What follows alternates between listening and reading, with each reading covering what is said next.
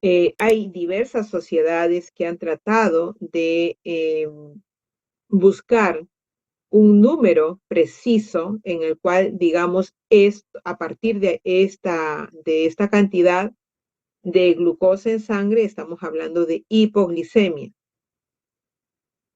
Y así tenemos sociedades como, no sé si pueden ver el cursor, como la Academia Americana de Pediatría, la Sociedad de Endocrinología Pediátrica, la Asociación Británica de Medicina Perinatal, la Fundación Europea del Cuidado del Recién Nacido, las guías australianas de hipoglicemia y la Sociedad Canadiense de Pediatría. Todas estas sociedades preocupadas por esta patología que tiene una incidencia alta en el periodo neonatal, han tratado de precisar cuál es el punto de corte para definir hipoglicemia. Pero hasta ahora no se han podido poner de acuerdo estas sociedades porque hay muchas definiciones que uno debe de considerar además de solamente el punto de corte del hemoglucotés. ¿Por qué? Porque existe un periodo de eh, una hipoglicemia fisiológica, que es el periodo en el cual el recién nacido se adapta, es el periodo adaptativo, donde podemos encontrar dentro de las 2 primeras horas post nacimiento el nadir más profundo de los niveles de glucosa y en los cuales hay un grupo importante de recién nacidos que no necesariamente van a tener síntomas, a pesar de tener niveles de glucosa como 30 miligramos por decilitro o como 20-25 que proponen estas otras dos sociedades. Por otro lado, debemos de también considerar, y por eso es que tampoco no se llegan a consensos aún, que existe un periodo transitorio de hipoglicemia, que algunos lo mencionan menor de 48 horas para algunas sociedades y para otras sociedades puede ser menor de 72 horas, como esta europea y esta canadiense, ¿no? Entonces, eh, estos tiempos y estos niveles de glucosa no han llegado a ser consensuados en su totalidad. Inclusive cuando se habla de hipoglicemia severa, algunos definen el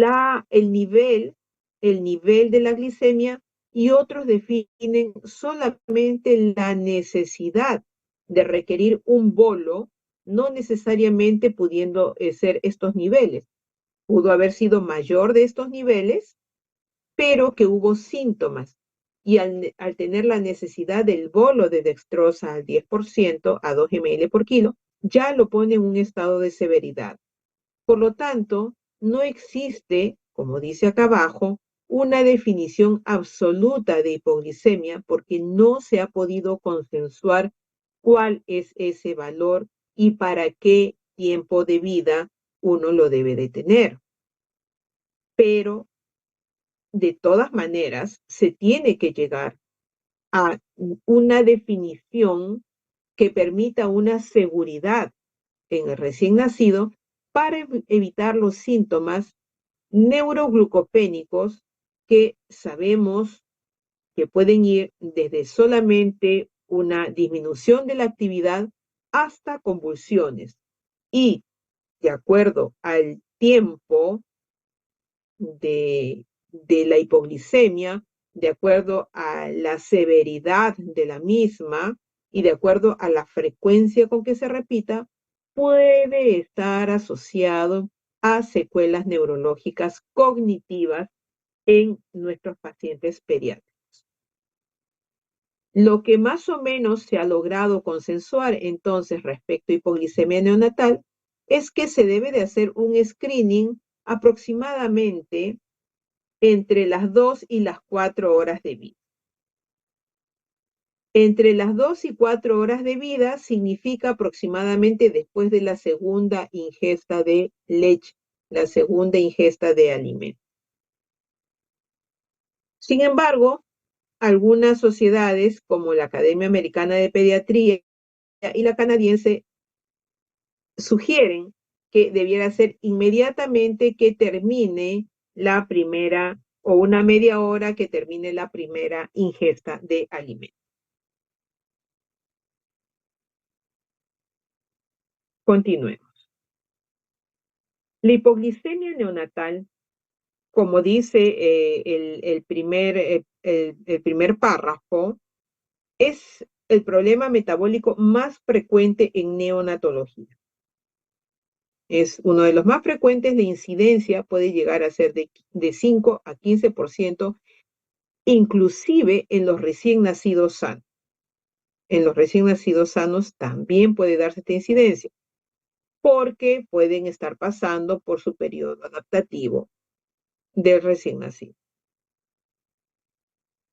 Una manera de saber que el paciente ha hecho una hipoglicemia también neonatal es los signos, es la manifestación de la triada de Whippet, es decir, la presencia de síntomas y signos de hipoglicemia, una glucosa disminuida en plasma, que vamos a ver ahora las sociedades, cómo es que lo definen, sobre todo las dos principales sociedades que vamos a ver, que vamos a poder revisar. Una mejora de los síntomas al tratar la hipoglicemia.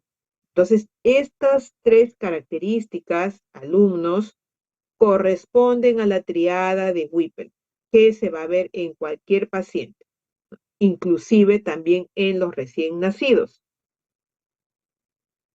Entonces, debiéramos de hablar o conversar más sobre umbrales operacionales, ¿no? Umbrales operacionales para el diagnóstico, umbrales operacionales terapéuticos. El umbral diagnóstico nos va a servir para los casos de hipoglicemias confirmadas en diferentes mediciones o en asociación con síntomas o signos o en el screening de un neonato de riesgo. Entonces, si confirmo la repetición de estos niveles bajos de glucosa en los cuales el paciente se recupera cuando uno le da el aporte de alimentación o la dextrosa en infusión endovenosa o en bolo, entonces yo debo de considerar mis niveles si tengo mi paciente después de las 48 horas de vida. Debo también de considerar que niveles menores de 60 miligramos por decilitros de glucosa me deben de alertar que este paciente requiere ser estudiado para determinar la etiología, ¿no? Estos niveles de menos de 60 me van a dar ya síntomas neurogénicos, ¿ya? Eso es como un apoyo a lo que debo de hacer con mis umbrales de sospecha diagnóstica.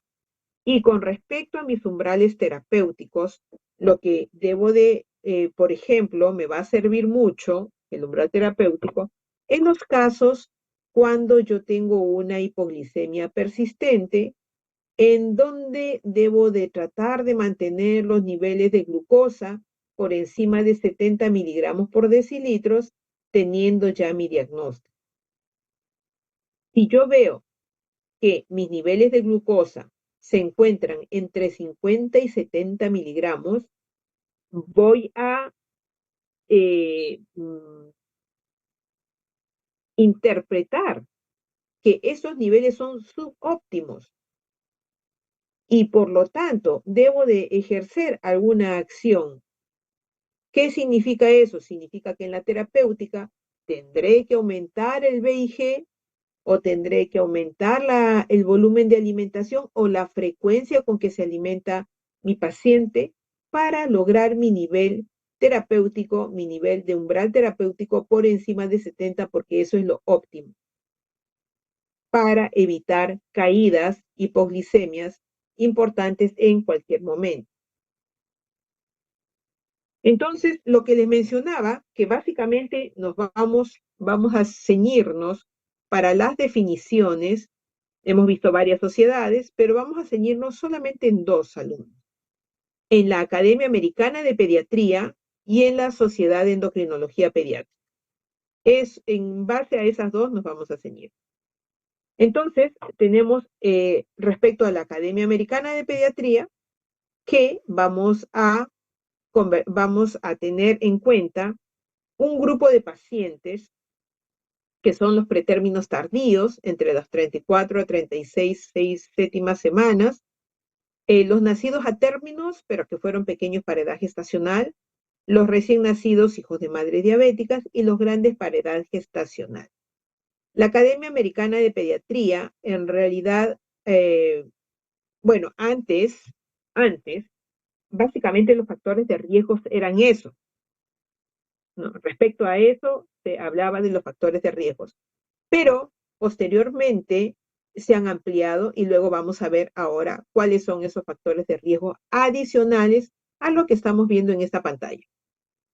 Entonces, para la Academia Americana de Pediatría, si yo tengo un nivel de glucosa por debajo de 40 miligramos, estoy hablando de hipoglicemia en caso de un paciente sintomático de cualquier edad y los asintomáticos que sean menores de 4 horas de vida. Ya habíamos dicho al inicio que menores que a las 2 horas de vida aproximadamente se daban los niveles más bajos, que inclusive habían quedado en algunas sociedades en 30, otros habían quedado entre 25 a 30, ¿no? Pero ya se ha consensuado, la Academia Americana de Pediatría ha consensuado, ellos propugnan que el nivel por debajo de 40 es hipoglicemia. Hipoglicemia. Sintomáticos de cualquier edad, y si son asintomáticos en ese grupo que podría tener esa caída, que son menores de 4 horas de vida, menos de 40, también es hipoglicemia. Y en los pacientes mayores de 4 horas de vida y que son asintomáticos por un tema de seguridad para el paciente, se considera hipoglicemia el umbral de 45 hacia abajo, por debajo de 45, ¿ya? Por un tema de seguridad. Entonces, nos vamos quedando con esta definición. Recién nacido con síntomas y que tenga cualquier edad con un nivel de glucosa por debajo de 40 es hipoglicemia. Recién nacido, menor de 4 horas de vida, sin ningún síntoma, con debajo de 40 miligramos es hipoglicemia. Y recién nacido, ya más grandecitos, de 4 horas de vida a 24 horas de vida, pero que no tienen síntomas, niveles de bajo de 45 miligramos es hipoglicemia. ¿Ok? Pasemos entonces a ver lo que nos dice la Sociedad de Endocrinología Pediátrica. Ellos dicen, es hipoglicemia la concentración de glucosa en plasma lo suficientemente baja para que cause signos y síntomas de disfunción cerebral. ¿Eso qué significa? Bueno, el umbral para inicio de respuestas neurogénicas, después de varios estudios, se ha encontrado que es por debajo de 60 miligramos por decilitro. Eso tenemos para los recién nacidos. Ahora, si hablamos de neonatos con hipoglicemia persistente, que la definición dada es más de 72 horas de hipoglicemia, vamos a considerar dos tipos de neonatos. Vamos a tener el neonato de alto riesgo, pero sin sospecha de hipoglicemia congénita, y el neonato con sospecha de hipoglicemia congénita. El neonato de alto riesgo sin sospecha de hipoglicemia congénita se hablará de hipoglicemia de acuerdo a su edad en hora. Si es menor de 48 horas, hipoglicemia será lo más bajo, menos de 50. Si es mayor de 48 horas, será lo más alto, menos de 60. ¿Ya? Y tenemos los neonatos con sospecha de hipoglicemia congénita, en los cuales, como les dije en el umbral operacional, valores por debajo de 70 para esos pacientes es hipoglicemia. Como les decía, el factor... Como yo dije, depende. Mi mamá hizo pollo con choclo. Apaguen sus audios, por favor. Como les mencionaba, los factores de riesgo inicialmente para hipoglicemia, ya les había dicho, grandes para edad gestacional, pequeños para edad gestacional, hijo de madres diabéticos, prematuros tardíos. Bueno, esto se ha ampliado. Eso más estaba dado con la Academia Americana de Pediatría. Ahora nosotros hemos podido conocer, mediante la Sociedad de Endocrinología Pediátrica, que existe más allá de eso. Y que es importante que se reconozcan los neonatos con riesgo alto para hipoglicemia, sobre todo la hipoglicemia persistente. Entonces, tenemos el grupo de neonatos con un riesgo incrementado de hipoglicemia y que van a requerir el screening para la glucosa. También les había mencionado al inicio que no había mucho consenso cuándo hacer el screening. Decían, antes de la segunda toma. La Academia Americana de Pediatría y la canadiense dice, no, después de haber tomado el primer alimento, ¿no? Entonces, ¿en quiénes se debe de hacer el screening? Porque en realidad no es hacer screening en todos, ¿no? No es hacer screening en todos. Entonces, lo vamos a hacer en pacientes que tienen síntomas de hipoglicemia, que es muy variado. Ahora, luego lo vamos a ver. En pacientes que son grandes para edad gestacional, aún que no sean hijos de madre con diabetes. Recién nacidos que estén pasando por un estrés perinatal.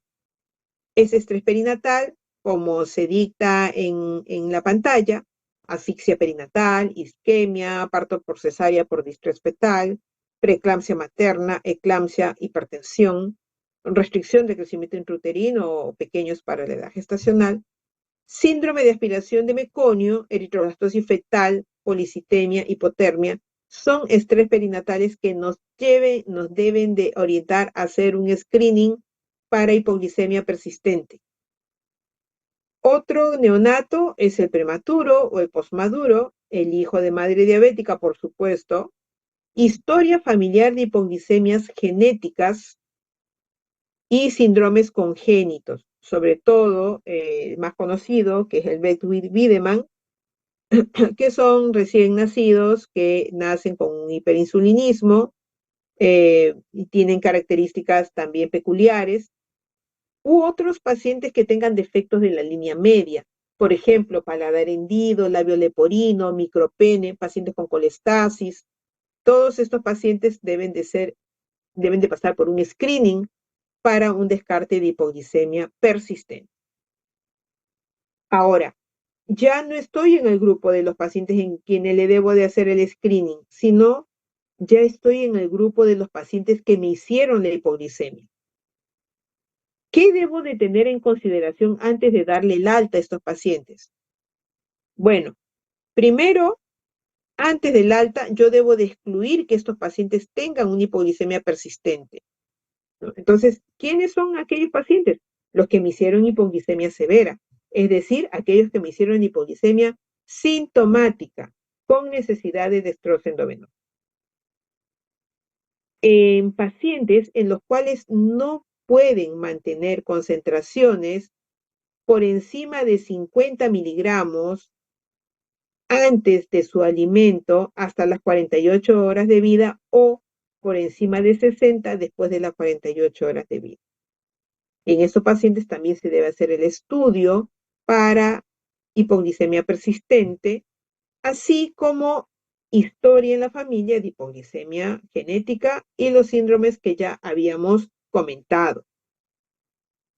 Y es importante que ustedes sepan que la homeostasis perinatal de la glucosa va cambiando, que la glucosa del feto deriva totalmente de la circulación materna y logra mantener niveles más o menos de unos 10 miligramos por debajo del que tiene la mamá, o sea, alrededor de 70. Que la glucosa atraviesa la placenta mediante una difusión facilitada. ¿Y qué usa? Usa transportador de glucosa, el GLUT1, que el 80% de la energía fetal la va a dar la glucosa. Y el resto está dado por la oxidación de lactato y aminoácidos. Que existen cambios al nacer, estimados alumnos, y que tenemos esa fase de transición, ¿no? En las primeras horas, ya lo hemos comentado, es donde se observa el nadir más bajo de la glucosa.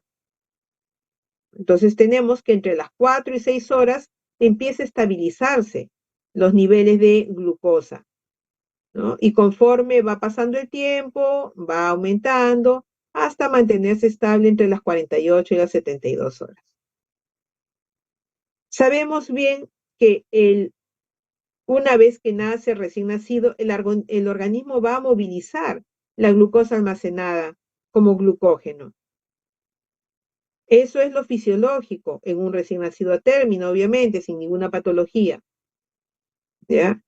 El 50% del aporte de la glucosa al recién nacido va a ser por la glucogenólisis. Y tenemos el restante por la gluconeogénesis, ¿ya? Entonces eso va a ocurrir. ¿Qué más va a pasar? Esa bajadita de glucosa que ocurre en las primeras horas de vida inhibe la insulina de manera fisiológica. Entonces eso va a hacer pues que aumente la glucosa porque la glucogenólisis se va a dar. Se estimula también el glucagón. Entonces eso va a ocurrir. Eso es lo fisiológico. Y esto es importante tener en cuenta cómo es la regulación hormonal del sistema metabólico en ayunas, porque acá tenemos también las hormonas contrarreguladoras, acá tenemos las vías del sistema metabólico, la glucogenólisis, la gluconeogénesis, la lipólisis y la cetogénesis. Y cómo la insulina se encarga de inhibir todos estos procesos, por eso en los casos de hiperinsulinismo, los niños, los recién nacidos, tienen el riesgo de hacer las hipoglicemias más severas, más severas. ¿Por qué? Por la cetogénesis que también está inhibida. Cuando existe una alteración de la glicogenólisis, lo que hace el organismo es tratar de utilizar la cetogénesis como última instancia, pero esta en el hiperinsulinismo también está inhibida. Por lo tanto, el organismo no tiene forma y se llevan hipoglicemias severas, ¿ya? Este cuadro es importante, es muy importante. Está la figura 7.2 que dice acá del libro de Endocrinología Pediátrica de Sperling, porque nos habla sobre el metabolismo, porcentaje. Fíjese que durante las 30 horas la gluconeogénesis es fundamental, ¿no? Todo este tiempo para el sistema de ayuno en un niño normal. La gluconeogénesis se da, digamos, de manera constante, pero en menor porcentaje. Pero fíjense la glucogenólisis. Es todo el 100% y posteriormente a este viene la cetogénesis. Entonces, de esta manera, la principal fuente de glucosa es primero la glucogenólisis y de no tener depósitos adecuados, la cetogénesis viene a ser el principal sustrato para casi terminadas las primeras 24 horas de vida. Y esto es importantísimo porque el cerebro del recién nacido consume casi el 80% de la glucosa disponible al mes y tiene poca reserva de glucógeno. no usa otros sustratos como lactato, ácidos grasos de manera adecuada el cerebro. Por lo tanto, es importante el uso de esta glucosa. El recién nacido en hipoglicemia, entonces, puede tener un daño neurológico que puede ser irreversible, dependiendo del tiempo que dure la hipoglicemia, de la frecuencia y de la severidad de la misma. Entonces, como parte de la fisiopatología de la hipoglicemia neonatal, podemos tener alteraciones de la transición. Estas anomalías de la transición van a estar dados, por ejemplo, en el caso de los prematuros, por sus inadecuados depósitos de glucógeno hepático. Tienen inmadurez de las enzimas hepáticas, entonces tenemos ya por los inadecuados depósitos de glucógeno hepático, vamos a tener problemas con la glucogenólisis, ¿verdad? Por la inmadurez de las enzimas hepáticas, vamos a tener alteraciones de la gluconeogénesis. Y además, porque no sintetizan de manera adecuada cetonas. Entonces, el prematuro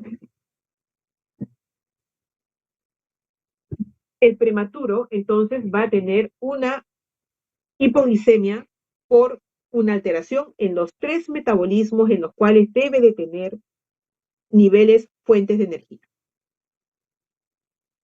Respecto al estrés perinatal inducido por hiperinsulinismo, esto va a ocurrir en diferentes desórdenes maternos y fetales, desde las madres con diabetes gestacional, que pueden llevar a este estrés perinatal también por insulinismo, por hiperinsulinismo, como los macrosómicos.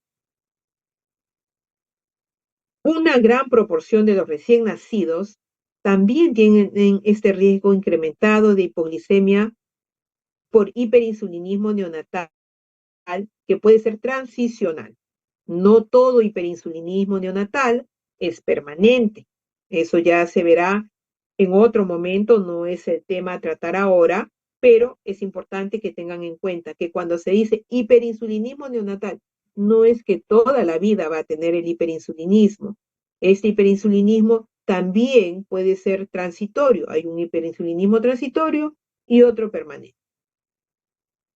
Pero sí es importante reconocer esta condición de hiperinsulinismo. Ya se los expliqué en la diapositiva que está acá. ¿Dónde qué pasa con la insulina, chicos? A ver, ¿quién está despierto? ¿Quién está atento? ¿Qué pasa con la insulina? Aquí está en el cuadro. ¿Quién quiere participar?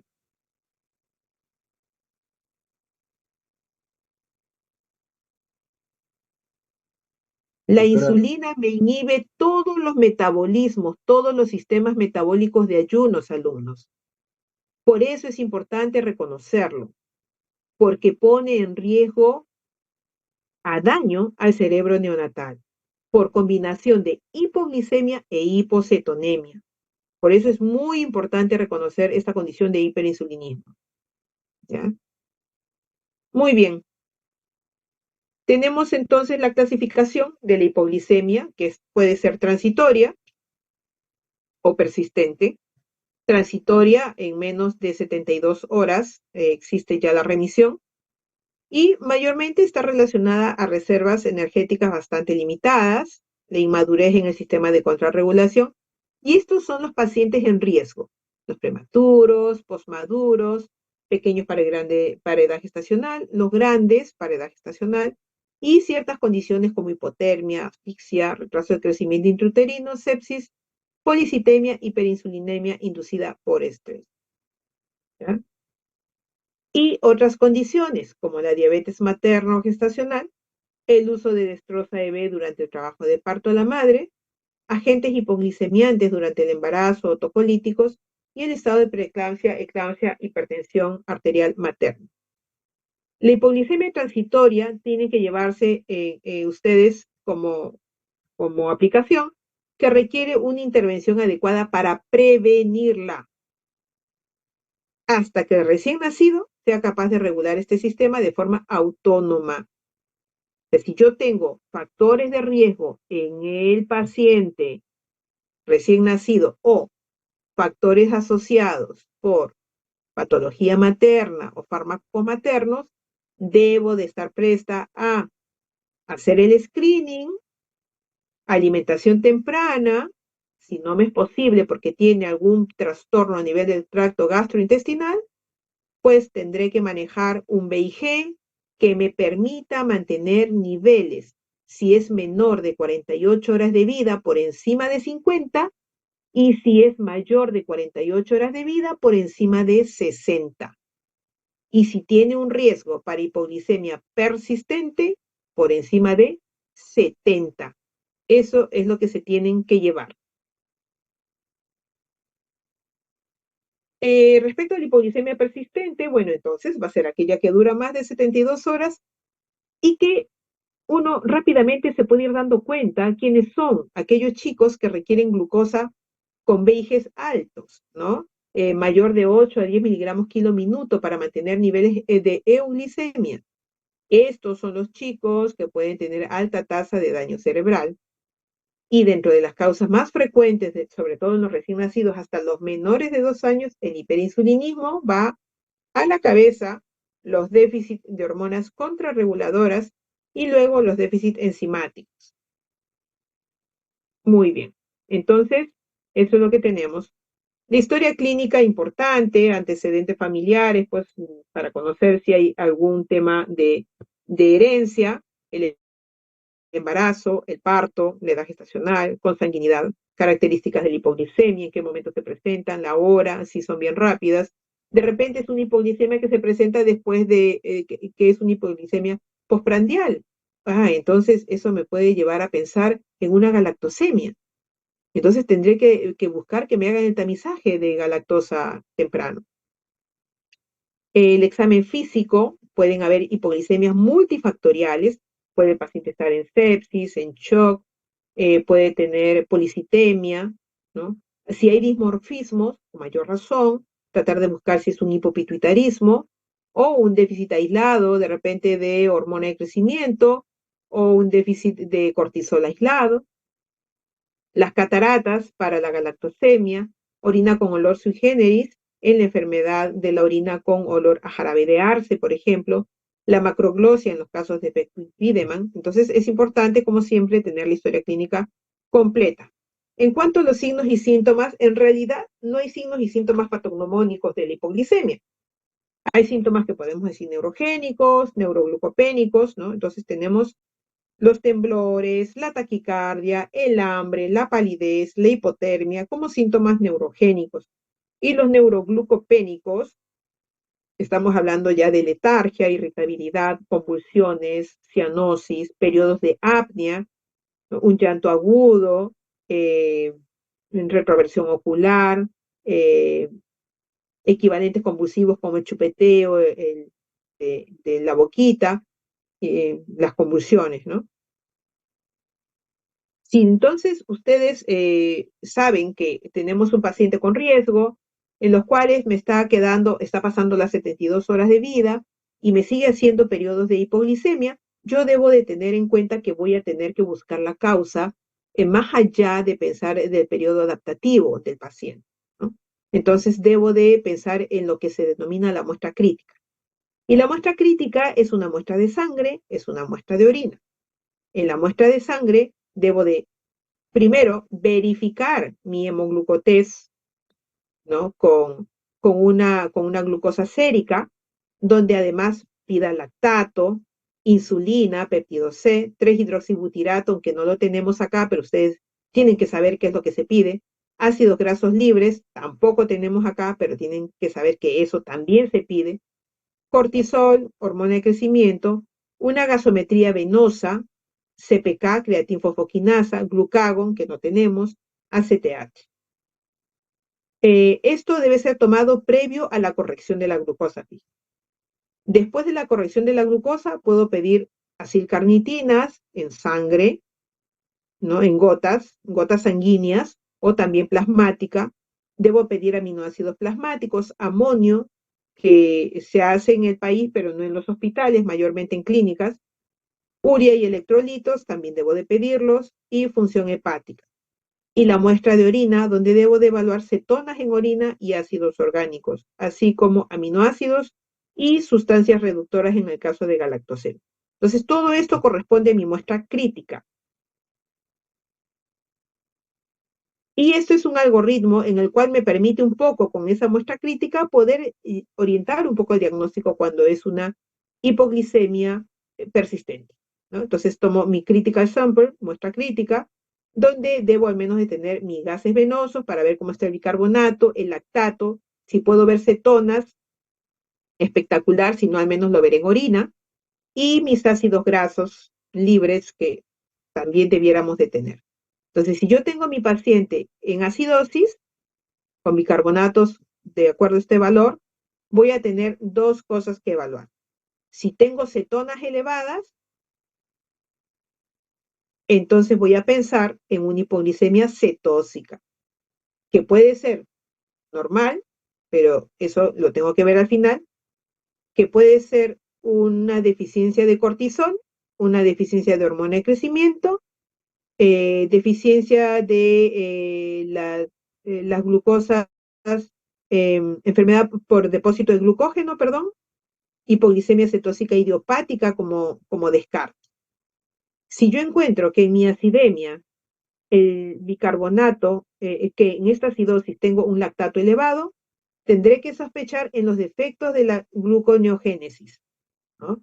Porque significa que estoy utilizando las vías más finales para poder llevar a utilizar energía. Entonces voy a pensar en mis defectos de la gluconeogénesis, ¿ya? Entonces esto pensaré, glucosa 6-fosfata, glucosa 6-fosfatasa, eh, fructosa 1,6-fosfatasa, ¿no? Y diversas otras defectos de la gluconeogénesis. En el caso de que tenga mis gases venosos y no tengo acidemia, con un bicarbonato mayores de estos niveles, debo de ver si tiene cetonas o no, si tiene cetonas bajas o si tiene más bien ácidos grasos elevados. Si tengo cetonas bajas, con ácidos grasos elevados, estaré pensando en defectos de la beta-oxidación de los ácidos grasos.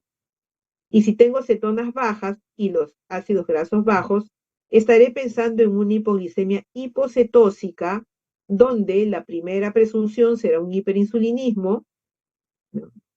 Luego tenemos hipoglicemias hipocetósicas con otras alteraciones genéticas, ¿ya? Pero es así más o menos como debo de guiar mi algoritmo de acuerdo a mi muestra crítica, al menos la básica. Acá tenemos este cuadro para los diagnósticos diferenciales de hipoglicemia en neonatos y lactantes, ¿no? Entonces, estos son en micromoles por litro los niveles de glucosa. Tener en cuenta que un micromol equivale a 18 miligramos por decilitro de glucosa. Entonces, vamos a tener desde infantes normales, ¿no? Cuando tengo una glucosa baja, 45, donde la insulina debe de bajar menos de 2, pero el cortisol debe de aumentar por encima de 20, la hormona de crecimiento por encima de 10. Eso es una respuesta normal. El lactato bajo y más bien debo de tener cetonas, ¿no? Debo de encontrar cetonas de 2 a 4 porque es la forma que el organismo tiene para reponer su energía. Cuando empiezan a ocurrir alteraciones a este nivel, entonces vamos a tener los otros diagnósticos diferenciales. Como le decía, la cabeza, el hiperinsulinismo, luego deficiencia de cortisol, de hormona de crecimiento, un panhipopituitarismo y características clínicas que pueden estar relacionadas a ello. Y en este caso, las enfermedades por depósito de glucógeno, donde muchas estarán con hepatomegalia en diferentes grados, ¿ya? Y por último, los defectos en la beta-oxidación de los ácidos grasos también. Muy bien, ahora tenemos que hacer el tratamiento de nuestro paciente neonato con una hipoglicemia, ya sea transitoria, ya sea un poco persistente, por encima de las 72 horas. Entonces yo voy a tener que diferenciar si mi neonato es sintomático o asintomático. Si es sintomático y tiene niveles de glucosa por debajo de 40, pues debo de colocar una glucosa endovenosa. Pero si el paciente está asintomático y tiene de edad recién nacido hasta 4 horas de edad, primero empezaré dándole su alimentación inicial, ¿no? Dentro de la hora de vida. Y el screening de la glucosa Lo haré 30 minutos después de la primera alimentación. Veré si mi glicemia está por debajo de 25 miligramos por decilitro. Y recuerden, asintomático, alimentaré y chequearé en una hora. Si tengo niveles por debajo de 25, daré glucosa endovenosa. No necesariamente en bolo, porque está asintomático, sino en infusión con B y G, de acuerdo a su edad gestacional. Y la dosis de 200 miligramos por kilo, que equivale a una dextrosa al 10% a 2 ml por kilo, para lograr niveles de glucosa de 40 a 50. Si yo tengo que el paciente, después de la primera hora de la alimentación que le di, porque tenía 25, está entre 25 y 40, entonces lo que haré es alimentar o, de acuerdo a los factores de riesgo, colocar una vía endovenosa, o si es que por alguna razón no se puede alimentar, una vía endovenosa. Y como es asintomático, lo pondré en infusión, no en bolo. Si el paciente está asintomático y tiene 4 a 24 horas de vida, debo de continuar la alimentación cada 2 a 3 horas y haré su screening de glucosa previo a cada alimento. Si este está por debajo de 35, alimentaré, lo chequearé en una hora y veré sus niveles. Si está por debajo de 35, glucosa por vía endovenosa. Si está de 35 a 40, lo realimentaré y nuevamente lo realimentaré o colocaré glucosa endovenosa, dependiendo del estado del paciente, ¿ya? Siempre tratando de mantener los niveles de 40 a 50 miligramos por decilitro. Entonces, el tratamiento va a estar basado en síntomas o asintomáticos. Por último, las recomendaciones para el alta de estos pacientes también tiene su interpretación por cada sociedad. En este caso, la Academia Americana de Pediatría recomienda para el alta euglicemia con su alimentación de rutina al menos 3 periodos de ayuno antes del alta. O sea, el paciente, 3 periodos de ayuno en 3 tomas antes de sus alimentos, ¿no? Que son su periodo de ayuno. Le toma la glucosa y está euglicémico en 3 ocasiones a su casa. En el caso de la Sociedad de Endocrinología Pediátrica, dice, cualquier recién nacido de alto riesgo sin sospecha de hipoglucemia congénita con alimentación normal es seguro si en una ayuna que pueda haber aguantado de 6 a 8 horas antes del alta, la glucosa está más de 60. Y cualquier neonato con hipoglucemia genética o persistente que pueda mantener en ayunas de 6 a 8 horas niveles de glucosa mayor de 70, con un seguimiento obviamente del especialista, ¿ya? Hasta acá es la parte de hipoglicemia, que es en realidad lo que ustedes deben de evaluar con más cuidado. Vamos a mencionar respecto a la hiperglicemia neonatal que se define niveles de sangre total por encima de 125 y en plasma y sangre y plasma total y plasma, perdón, mayor de 145 miligramos. Acá las causas habitualmente son iatrogénicas, ¿no? Porque son usos de VIG muy altos para la edad gestacional del paciente, la infusión de lípidos, estrés en el prematuro, uso de fármacos, la diabetes mellitus neonatal también puede estar, aunque es muy raro, hiperglicemia transitoria por ingesta de fórmulas hiperosmolar, producción de glucosa hepática, inmadurez en el desarrollo de las proteínas, ¿no? Pueden a veces existir malos cálculos en la nutrición parenteral de algunos pacientes y en una ocasión he visto cómo se hace una hiperglicemia severa con deshidratación en un paciente con intestino corto, en el cual pues recibe nutrición parenteral, ¿no? Que no era un neonato, pero que casi se comportaba como tal por el peso que tenía el paciente, ¿no? Los síntomas son inespecíficos, pero lo que vamos a ver básicamente es que el paciente empieza a orinar. Orina, una diuresis osmótica con una osmolaridad plasmática alta, se deshidratan rápidamente, ¿no? Podemos tener diabetes mellitus neonatal, donde la poliuria, la deshidratación y la cetoacidosis requieren una corrección muy rápida. Entonces, acá es importante básicamente hacer la prevención y detección temprana, ¿no? Entonces, yo debo monitorear cuánto de infusión de glucosa estoy dando a mi paciente. Siempre estar mirando lo que indico, cómo lo colocó la enfermera, todo, ¿no? Tener en cuenta que los extremadamente bajo peso al nacer, menores de 1000 gramos, la tasa de infusión de glucosa, o sea, el BIG, no debe empezar más de 4 o 6 miligramos por kilo minuto, ¿ya? Porque si no, puedo llevarle una hiperglicemia rápidamente. Tener en cuenta que la alimentación parenteral y pronta debe ser dada, pero siempre también controlando el tema de la concentración. Si los niveles de glucosa pasan por encima de 250, bueno, la insulina endovenosa es un requerimiento de uso, ¿no? Otra patología importante en el tema del metabolismo es respecto a la hipocalcemia neonatal, ¿no? Entonces acá los valores son del calcio sérico por debajo de 7,6 o el iónico por debajo de 4 miligramos o en milimoles 1 en recién nacidos mayores de 1500. Entonces acá se debe hacer también corrección de calcio con albúmina porque muchos de estos pacientes cursan también con hipoalbuminemia y a veces tenemos unos niveles de hipocalcemia eh, que corregidos no son hipocalcemia, ¿no?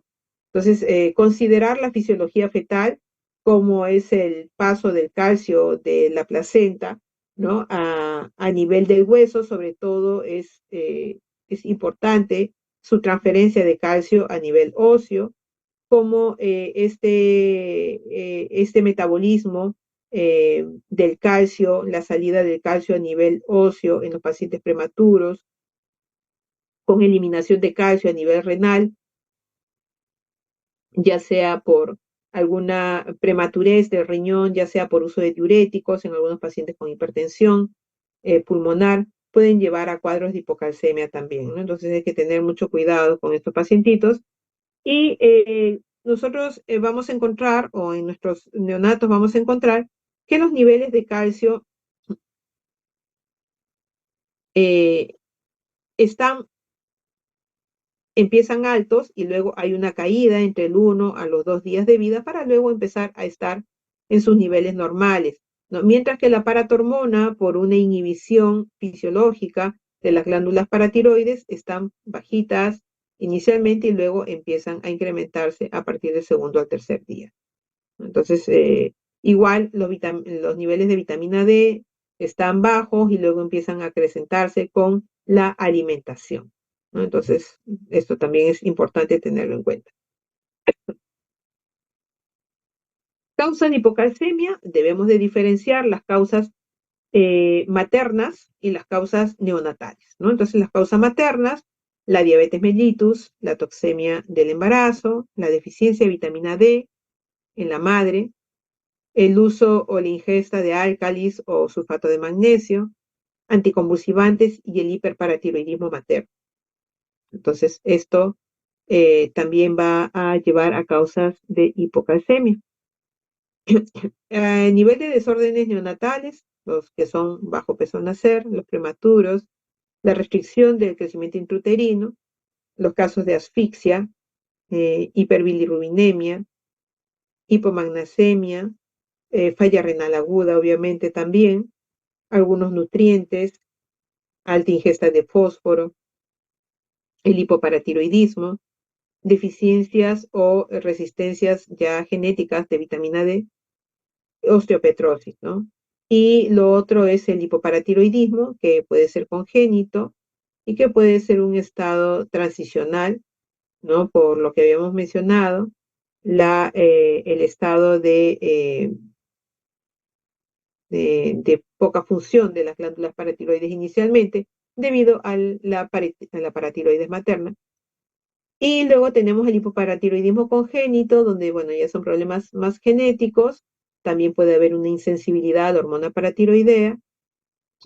Y, bueno, otras formas que son adquiridas que no vienen en estos momentos a el estudio porque son más cuadros sindrómicos o también infiltrativos, paraneoplásicos. Entonces vamos a tener acá la deficiencia de vitamina D también.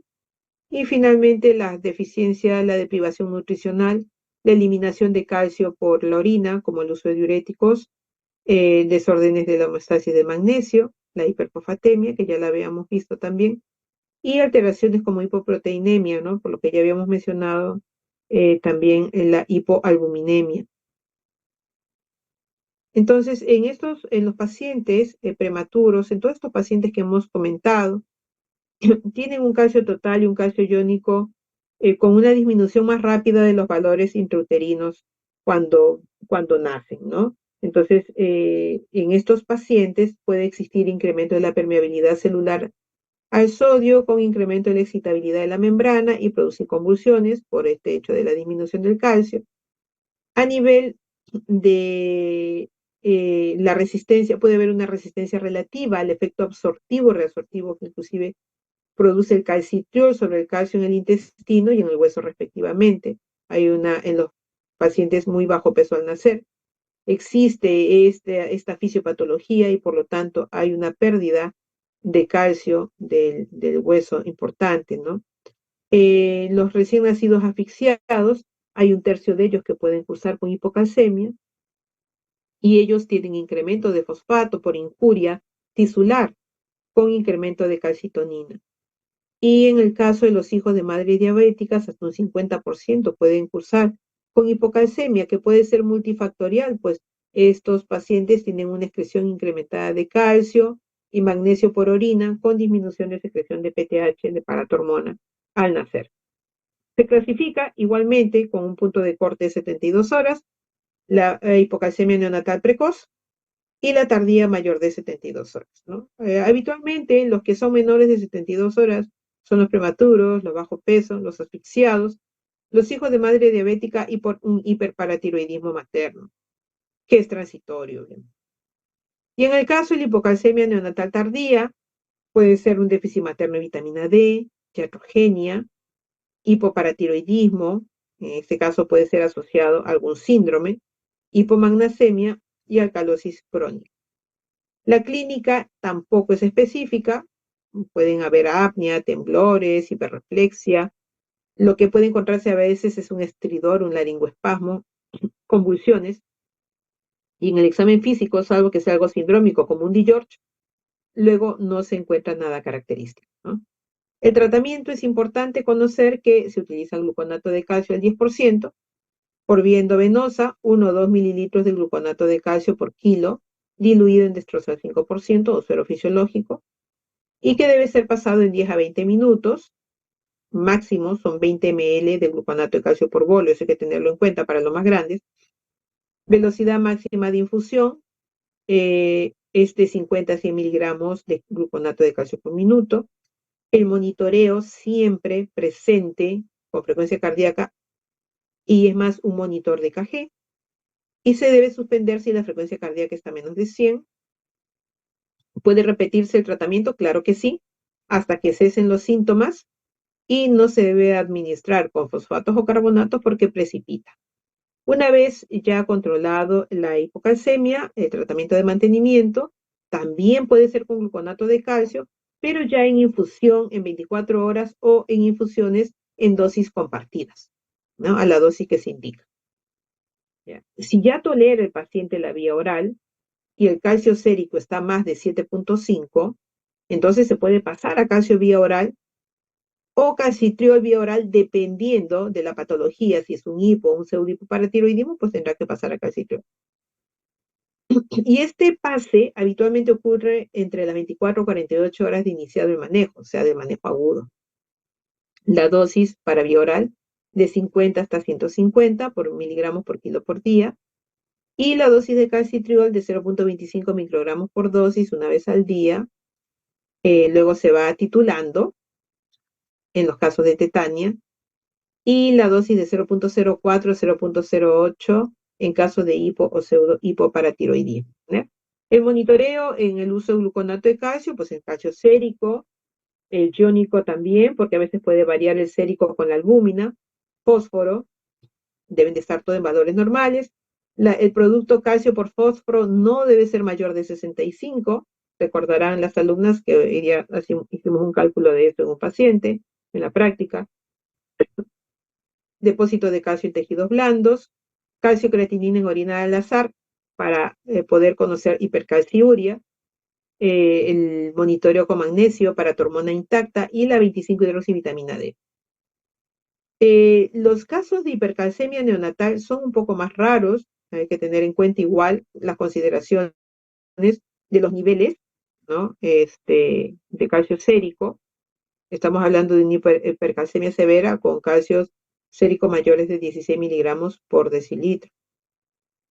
Y las causas, mayormente alteración en la entrega o el uso de calcio, el ajuste clínico de la nutrición parenteral total, prematuros extremos, un hiperparatiroidismo, un hipertiroidismo también, la hipofosfatasia también puede llevar a esto, incremento en la absorción intestinal de calcio, hipervitaminosis D, disminución del clearance renal de calcio, hipercalcemia hipocalciúrica familiar, formas idiopáticas, necrosis grasa subcutánea y falla renal aguda.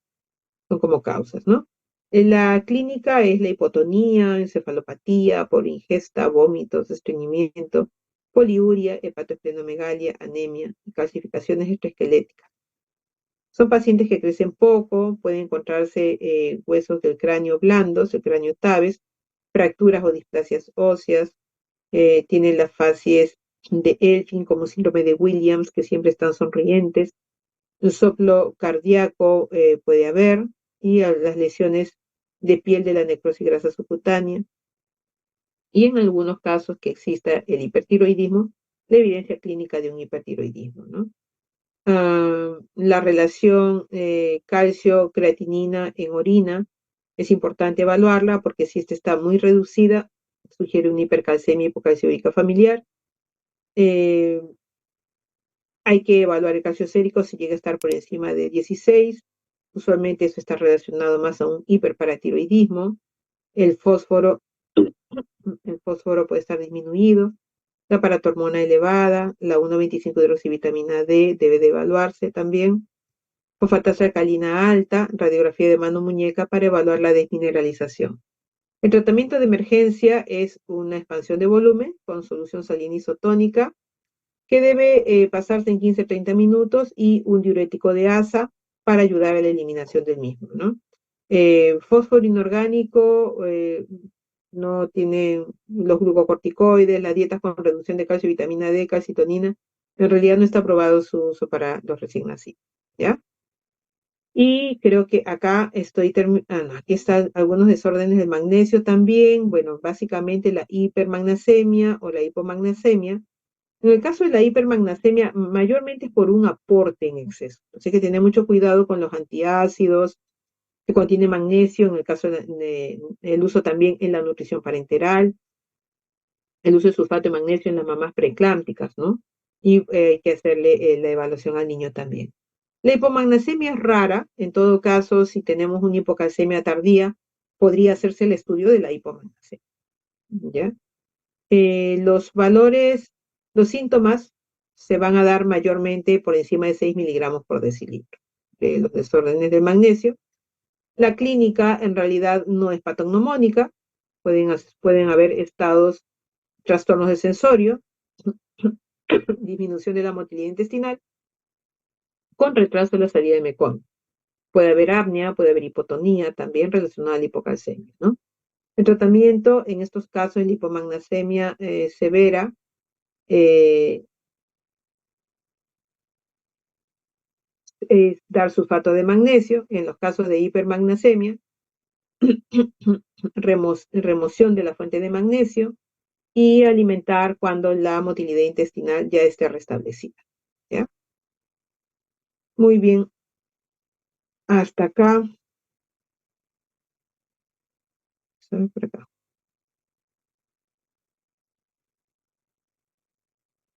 Ya, muy bien. Entonces, como les decía, respecto al metabolismo en el recién nacido, básicamente deben de estar muy atentos a dos patologías que son las más frecuentes, que es la hipoglicemia y la hipocalcemia. Todo lo demás igual debe de evaluarse, debe de valorarse en el contexto de los de síntomas que sean inespecíficos en el recién nacido.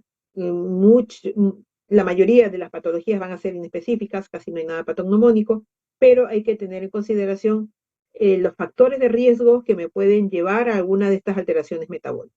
No sé si hay alguna pregunta, por favor. Y más bien son 196 participantes, o sea, 195. Rogaría que por favor, doctora Vázquez, Sí, doctora. sí, por favor, te voy a agradecer infinitamente que luego me puedas pasar el listado de los presentes, que serían 195. Ya, doctora, un momento. Entonces voy a volver a tomar, que no se salgan, por favor. Ya, perfecto. Y te envío en el transcurso de las horas, por favor, la exposición, porque ahorita estoy también saliendo al trabajo. Entonces, te voy a agradecer.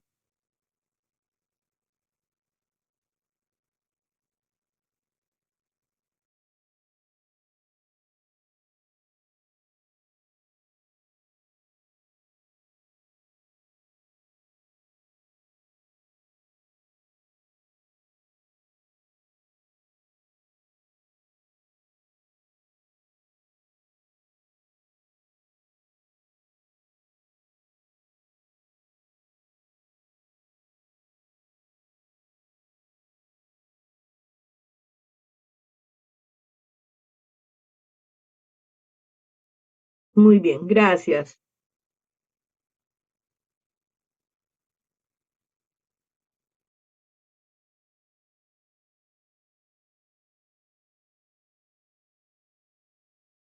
Listo, doctora, muchas gracias. Gracias, doctora. A ustedes muchas gracias. Gracias, doctora. Gracias, doctora. Gracias, doctora. Gracias a ustedes, muy amables. Gracias con todo.